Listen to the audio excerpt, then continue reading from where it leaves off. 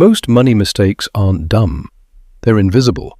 Rules running in the background, untaught, unchecked. This breaks them. Everything starts with cash flow, not income, movement. Money comes in, money leaks out. The gap decides power. Budgets aren't restrictions, they're leverage. After-tax income is reality.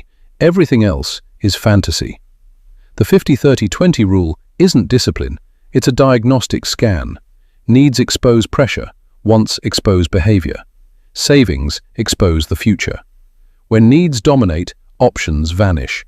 Rent locks fast. Utilities bend.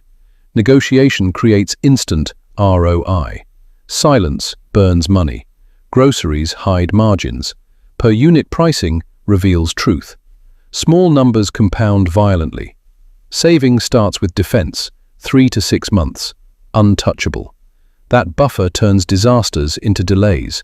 Then comes offense, assets, time, optionality. Separate accounts create clarity. Automation removes emotion. Interest is patience getting paid. Quiet, relentless. Credit isn't wealth, it's reputation. Scores measure behavior under stress, not income, not status. Payment history dominates.